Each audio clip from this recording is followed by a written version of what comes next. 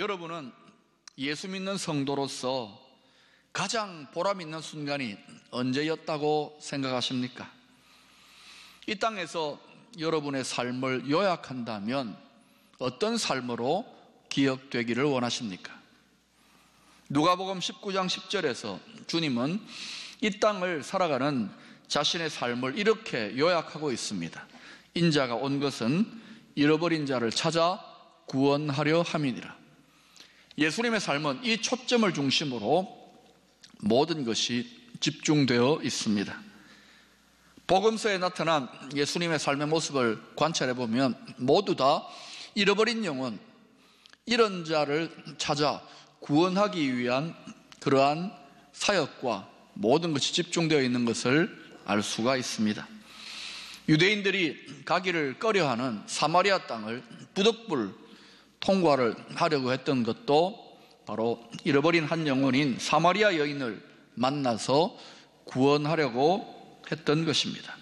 이를 위해서 예수님은 당시 유대 사람들의 편견이나 오해 따위는 신경 쓰지 아니하고 한 여인을 찾아서 사마리아 땅까지 들어갔던 것입니다.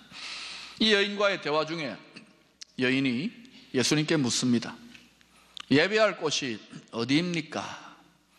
이때 예배라는 것은 오늘날 드려지는 이런 종류의 예배라기보다는 이 여인은 제사를, 구약의 제사를 생각했던 것입니다. 바로 속죄의 제사를 말했던 것입니다. 다시 말하면 이 여인의 질문, 예배할 곳에 대한 질문은 어떻게 하면 제대로 된 제사를 드림으로 나의 죄를 사함받을 수가 있습니까? 이런 질문입니다. 예수님은 이 여인의 질문의 의도를 잘 알아차렸기 때문에 내가 바로 그 죄의 문제를 해결해 줄 수 있는 메시아라고 자신을 소개했습니다. 그러자 여인은 그토록 희망을 걸고 기다렸던 메시아 그리스도를 만났다는 사실에 대하여 크게 감격하고 또 기뻐했습니다. 그리고 그 감격을 안고 물동이를 던져버리고는 10리나 떨어진 마을 사람들에게 뛰어갔습니다. 이때 재미있는 것은 들고 왔던 물동이를 버려두고 마을로 들어갔다는 것입니다.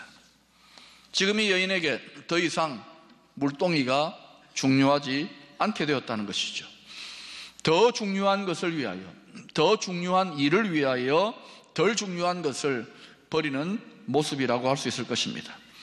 이 여인은 지금 물보다도 자신이 만난 메시아, 그 메시아를 마을 사람들에게 소개하는 것이 더 시급하고도 중요한 일이라고 생각했던 것입니다. 사실은 전도를 하러 갔다라기보다는 자랑을 하러 간 것입니다. 이런 자랑이죠. 내가 메시아를 만났습니다. 당신들은 나를 멸시하고 또 가까이 하려고 하지 않았지만 메시아가 나를 만나 주셨습니다. 이 자랑을 하기 위해 나아갔던 것입니다. 예수님께서 베드로를 향하여 나를 따라오너라, 내가 사람을 낚는 어부가 되게 하겠다, 이렇게 말씀하셨을 때에 베드로가 그 주님의 부르심을 받았을 때에 그물을 버려두고 쫓아갔던 것을 알 수 있죠. 보다 중요한 일을 위하여 덜 중요한 일을 기꺼이 버렸던 것입니다.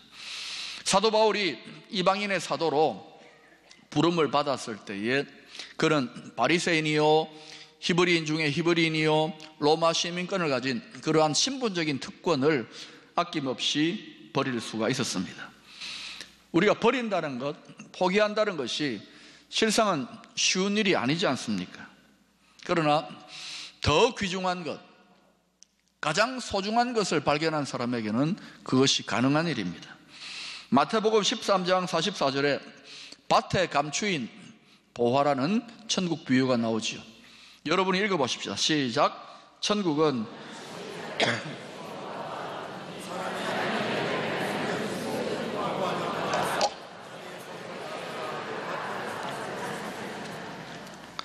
자기의 소유를 다 팔아서 그 밭을 아낌없이 사는 이유가 무엇입니까? 자기의 소유에 대한 아까움도 잃어버립니다. 그 이유가 무엇입니까? 다른 사람들은 보지 못하는 밭에 감추어져 있는 보물을 이 사람은 깨달았고 발견했기 때문인 것입니다. 우리가 어떻게 버릴 수가 있습니까? 어떻게 포기할 수 있습니까? 라는 포기와 버림의 문제가 중요한 것이 아닙니다. 더 중요한 것, 문제의 핵심은 뭐냐면은 가장 가치 있는 것, 가장 소중한 것이 무엇인지를 내가 제대로 깨닫고 알고 있는가 하는 것이 더 중요한 것입니다. 그것을 깨닫고 그 가치관이 정립되어져 있는 사람은 상대적으로 덜 중요한 것 버릴 수가 있게 되는 것입니다. 성도는 어떤 사람입니까? 가장 가치 있는 것이 무엇인지, 가장 소중한 것이 무엇인지를 분명하게 정리하고 있는 사람이 성도입니다. 여러분에게 한번 물어보겠습니다. 여러분에게 가장 소중하고 가치 있는 것이 무엇입니까? 그것이 하나님을 믿지 않는 세상 사람들과 똑같아서는 안 될 것입니다. 요한복음 4장 29절을 보면 사마리아 여인이 물동이를 버려두고 동네로 들어가서 이렇게 간증을 합니다. 내가 행한 모든 일을 내게 말한 사람을 와서 보라, 이는 그리스도가 아니냐 하니, 이 간증에서 내가 행한 모든 일은 어떤 일을 말합니까? 남자를 여러 번 갈아치우면서 지금은 6번째 남자와 살고 있는, 그렇고 그런 부끄러운 과거를 말하는 것입니다.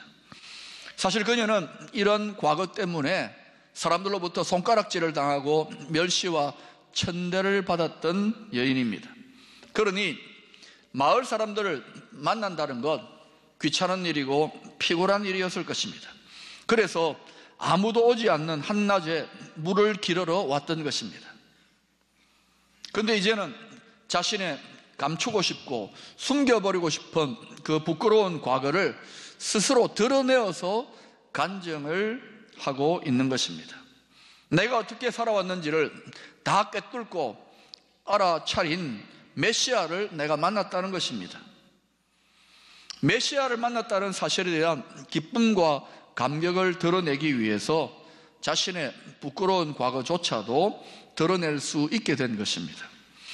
우리가 누군가의 신앙 고백이나 간증을 들을 때에 나는 이렇게 잘 해가지고 복을 받았습니다, 나는 이렇게 잘했습니다 하는 간증보다도 내가 믿기 전에 이렇게 방황하고 죄 가운데 살았고 이렇게 문제가 많았는데 예수님을 만나고 예수님을 제대로 믿고 나서부터 내 삶이 이렇게 놀랍게 바뀌었습니다 하는 것이 훨씬 더 우리에게 위로가 되고 도전이 되고 은혜가 되는 좋은 간증이지요.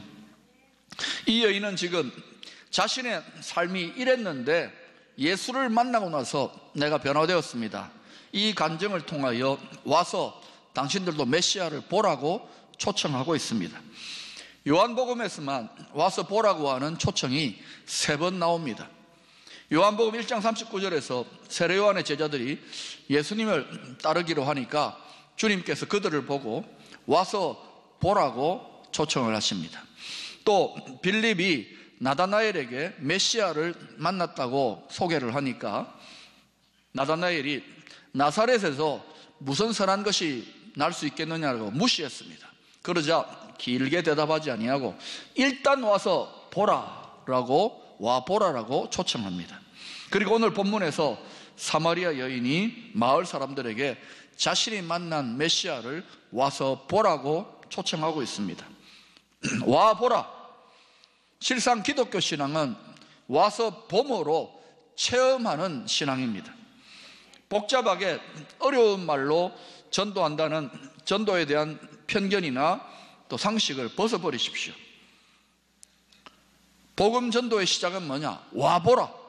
간단한 한마디로부터 출발하는 것입니다. 자, 저를 따라서 한번 해보실까요? 와보라. 와보라. 간단하지요? 우리가 복음을 전거하는데 아주 구체적인 신앙적인 교리나 성경의 지식을 많이 옮기는 것, 그거는 와서 보고 체험한 뒤에 얼마든지 가능한 일입니다. 시작은 뭡니까? 와서 직접 복음에 대해서 하나님에 대해서 경험해 보라는 것입니다. 이 와서 보는 실체는 무엇입니까? 바로 하나님에 대하여 성령의 도우심으로 깨닫고 느끼고 체험하게 되는 것이죠. 우리가 예배 현장으로 나올 때에, 교회로 나올 때에 하나님의 영적인 임재, 하나님의 은혜의 분위기를 체험하고 경험하는 것은 매우 중요합니다. 어떤 의미에서 교회 또 예배의 핵심이라고 할 수 있을 것입니다.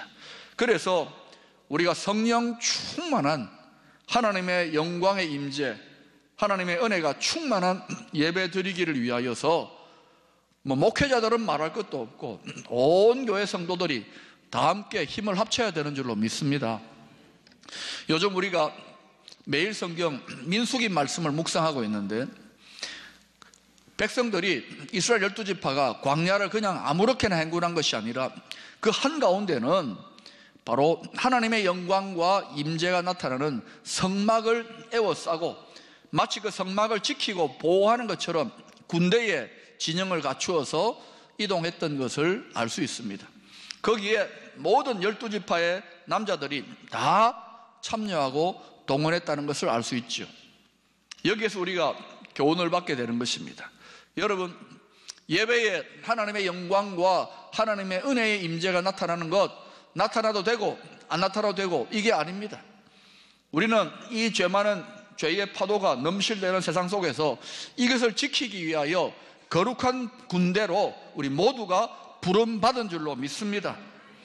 우리가 이렇게 온전한 은혜가 충만한 예배를 드리기 위하여 힘쓰는 것은 먼저 믿은 우리들 자신만을 위한 것이 아니라 또한 교회에 처음 와서 보는 그들에게 하나님의 은혜를 체험케 하기 위하여서도 중요한 것입니다. 사람들의 믿음과 또 영적인 능력에 다 차이가 있는 것처럼 교회의 예배 현장도 그 은혜의 정도, 충만함의 정도가 다 차이가 있는 것입니다. 여러분, 어떤 교회가, 어떤 예배가 능력이 있고 신령한 교회요 예배입니까? 일단 그 교회에, 그 예배 현장에 와서 보면 뭔가 다른 어떤 거룩의 느낌, 하나님의 임재에 대한 체험들, 이런 일들이 많이 일어나는 현장인 줄로 믿습니다. 가끔 교회에 처음 나오신 새가족들과 대화를 하다 보면은 깜짝깜짝 놀랄만한 재미있는 간증들을 듣곤 합니다. 얼마 전에도 한 새가족과 이야기를 나누는데 이분이 친구의 전도로 교회를 나오게 되셨답니다. 그런데 성경도 모르고 교회라고는 난생 처음 나왔는데 예배당 문을 딱 열고 들어오는 순간부터 설교가 시작된 것도 아니고 예배가 시작된 것도 아닌데 그렇게 눈물이 쏟아지더라는 것입니다. 그러면서 예배 시간 내내 울었대요. 뿐만 아니라 이게 한두 주가 아니라 한 2달 정도 계속 지속되더라는 것입니다. 이게 뭡니까? 바로 스스로 하나님께서 직접적으로 그 영혼의 성령의 임재, 하나님의 영적인 임재를 강하게 체험케 허락하신 것이죠. 또 어떤 성도님은 가족의 권유로 교회로 처음 나왔답니다. 처음 나와가지고 가정의 평화를 위해 나와준 거지요. 그러니까 처음에는 예배가 아주 지루하고 좀 이렇게 알아듣지도 못하고 힘들었답니다. 그런데 좀 시간이 지나면서 점점 설교가 들려오기 시작하더랍니다. 나중에는 설교 말씀이 꼭 자기의 문제를 목사님이 다 보고 지적하듯이 그렇게 다가오더랍니다. 그래서 자기를 인도한 가족에게 네가 나한테 대한 이야기 다 해줬지 목사님한테, 이렇게까지 물어봤다는 거예요. 뭡니까? 성령의 역사지요. 하나님이 친히 역사하는 역사인 것입니다.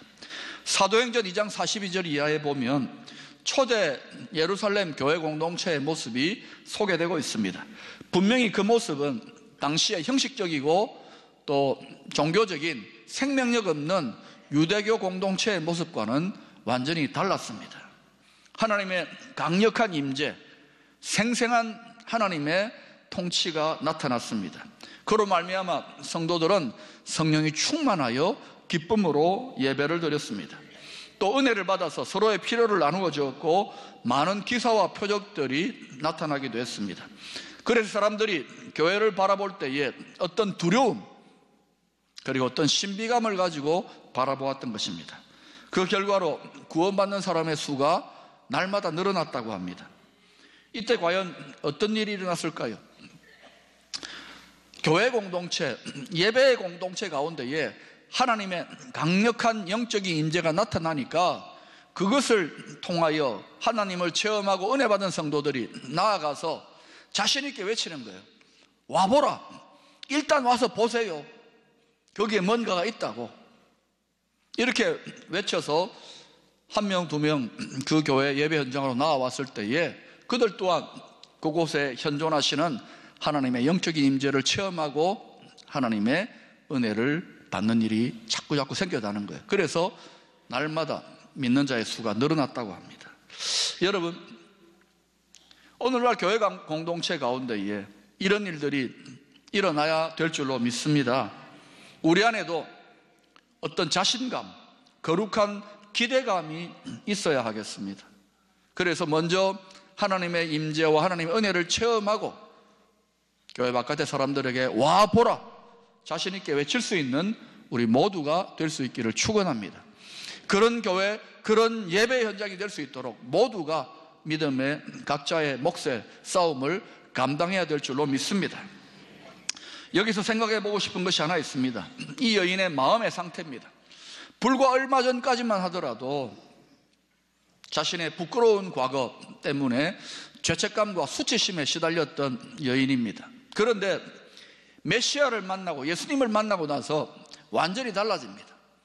그 부끄러움과 또 상처까지도 극복하고 마음속에 큰 기쁨과 감격과 설레임을 가지고 마을 사람들에게 메시아를 증거하기에 주저하지 않는 상태가 되어진 것입니다. 바로 이와 같이 예수로 말미암아 그 내면의 기쁨과 행복감과 열정이 솟구쳐 나는 이 상태가 바로 영적인 능력이라고 할 수 있는 것입니다. 바울이 데살로니가전서 1장 5절에서 이런 말씀을 하고 있지요. 여러분 읽어보십시다. 시작. 이는 우리 복음이 너희에게 말로만 이른 것이 아니라 또한 능력과 성령과 큰 확신으로 된 것이라.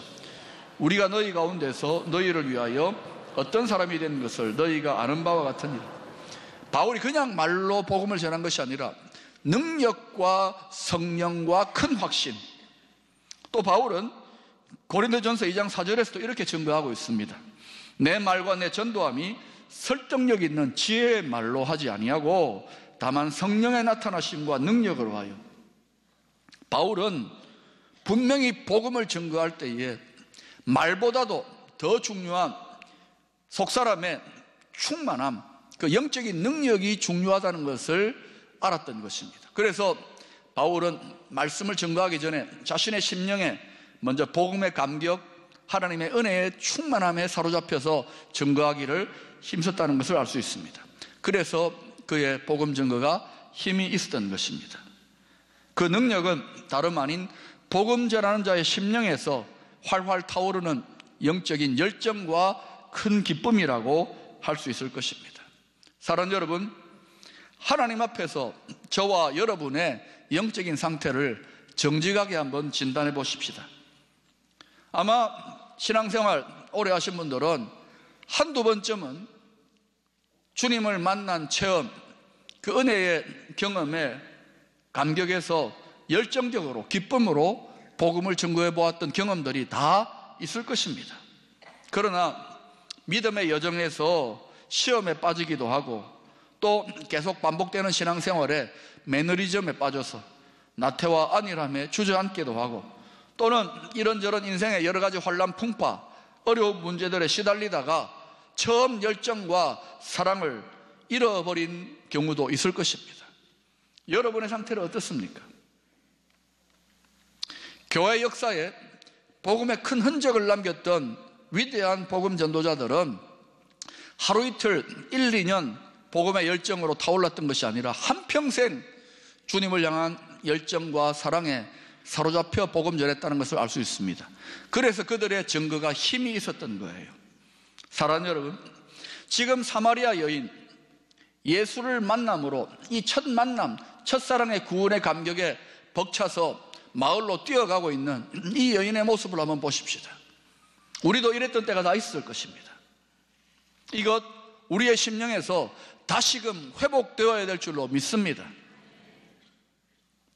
사모함을 가지고, 거룩한 불만족을 가지고, 주님, 내 심령에 다시금 구령의 열정, 주님을 섬기는 자의 구원의 즐거움을 회복시켜달라고 기도할 수 있기를 축원합니다. 이때에 먹을 것을 구하러 나아갔던 제자들이 돌아와서 예수님에게 이 음식을 잡수시라고 권합니다. 그러자 주님이 뭐라고 합니까? 나에게는 먹을 양식이 따로 있다라고 말씀합니다. 제자들은 이상하게 생각합니다. 누가 예수님에게 먹을 것을 갖다 주었나 서로 쳐다봅니다. 그때 34절 말씀을 통하여 주님께서 분명하게 밝히고 계십니다. 예수께서 이르시되 나의 양식은 나를 보내신 이의 뜻을 행하며 그의 일을 온전히 이루는 이것이니라. 쉽게 말하면 이런 뜻입니다. 이 한 여인이 예수님을 만나서 구원의 복음을 듣고 구원받은 이 사건, 그리고 감격에 겨워서 메시아를 만났다고 증거하러 뛰어가는 그 모습을 보자 주님은 밥을 먹지 않았는데도 배가 부른 거예요.